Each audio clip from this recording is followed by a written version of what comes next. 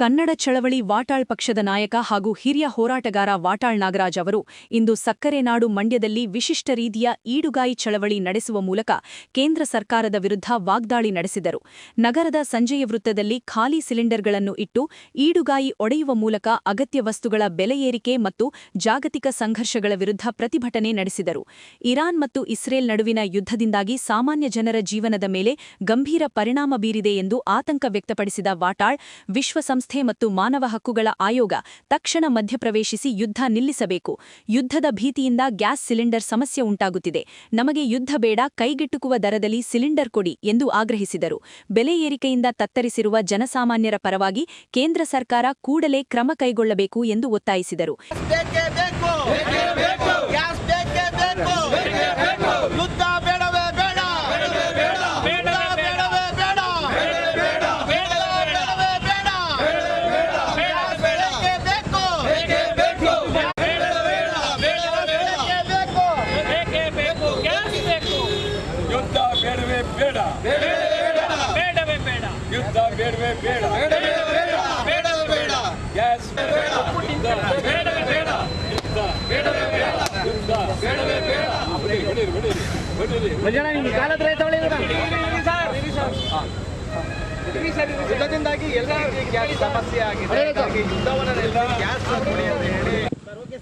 ಬಹಳ ಗಂಭೀರವಾದಂಥ ಪರಿಸ್ಥಿತಿಯಲ್ಲಿ ನಾವಿದ್ದೀವಿ. ಕರ್ನಾಟಕ ಈ ದೇಶದ ಅವಿಭಾಜ್ಯ ಅಂಗ.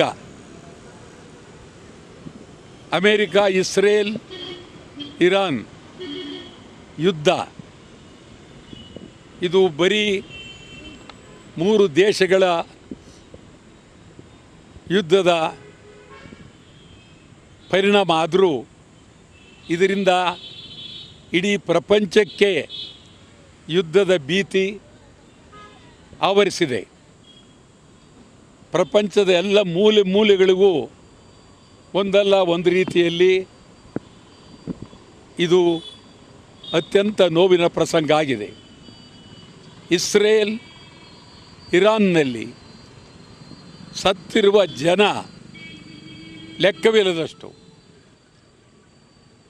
ಮನುಷ್ಯತ್ವಕ್ಕೆ ಬೆಲೆನೇ ಇಲ್ಲ, ಮಾನವ ಕುಲಕ್ಕೆ ಬೆಲೆನೇ ಇಲ್ಲ. ಇಸ್ರೇಲ್, ಇರಾನ್ ಮತ್ತೆ ಆ ದೇಶ ನಿರ್ಮಾಣ ಆಗಬೇಕಾದ್ರೆ ಎಷ್ಟು ಸಾವಿರ ಲಕ್ಷ ಕೋಟಿ ಹಣ ಬೇಕು. ಈ ಹಣ ಇಲ್ಲದೆ ಬೆಲೆ ಏರಿಕೆ ಆಗುತ್ತೆ, ನೋವಾಗುತ್ತೆ, ದೇಶ ಅಭದ್ರತೆಗೆ ಹೋಗುತ್ತೆ. ಅಮೇರಿಕ, ಟ್ರಂಪ್ ದುಡುಕಿದ್ದಾರೆ. ಗಂಭೀರವಾಗಿ ಚಿಂತನೆ ಮಾಡಬೇಕಾಗಿತ್ತು. ಇರಾನ್ ಮೇಲೆ ಇಸ್ರೇಲ್ ದಾಳಿ ಮಾಡಿ ಇರಾನ್ ಅಧ್ಯಕ್ಷರನ್ನು ಕೊಂದಾಕಿದ್ದಾರೆ ಮತ್ತು ಇರಾನ್ನ ಅನೇಕ ಪ್ರಮುಖ ನಾಯಕರುಗಳನ್ನು ಕೊಂದಾಕಿದ್ದಾರೆ. ಅದೇ ರೀತಿ ಇಸ್ರೇಲ್ನಲ್ಲೂ ಪ್ರಮುಖರು ಸತ್ತಿದ್ದಾರೆ ಮತ್ತು ಅಮೇರಿಕದ ಪ್ರಜೆಗಳು ಸತ್ತಿದ್ದಾರೆ, ಸೈನಿಕರು ಸತ್ತಿದ್ದಾರೆ. ಇವತ್ತಿನ ಪರಿಸ್ಥಿತಿಯಲ್ಲಿ ಯುದ್ಧ ಯಾರಿಗೂ ಬೇಕಾಗಿಲ್ಲ. ಯುನೈಟೆಡ್ ನೇಷನ್, ವಿಶ್ವಸಂಸ್ಥೆ ಬಾಯಿ ಮುಚ್ಕೊಂಡು ಕೂತಿರ್ತಕ್ಕಂಥದ್ದು ಸರಿಯಲ್ಲ.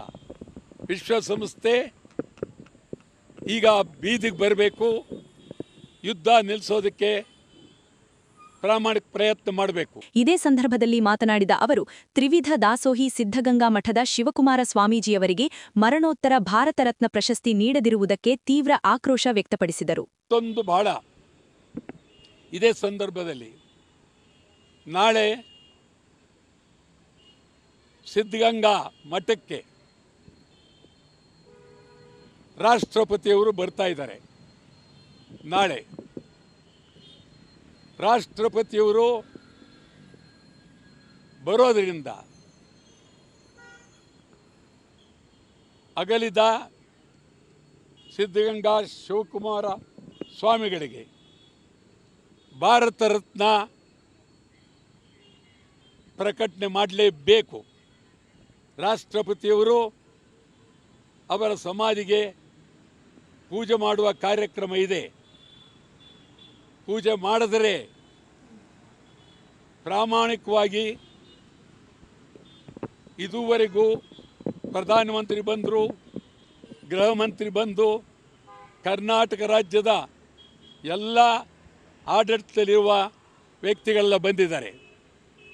ಒಂದು ಭಾರತ ರತ್ನ ಕೊಡೋದಕ್ಕೆ ನಿಮ್ಮ ಕೈಲಿ ಶಕ್ತಿ ಇಲ್ಲ, ತಾಕತ್ತಿಲ್ಲ. ಯಡಿಯೂರಪ್ಪನವ್ರ ಕಾಲದಿಂದ ಭಾರತನ ಕೊಡ್ಸೋಕ್ಕಾಗಲಿಲ್ಲ.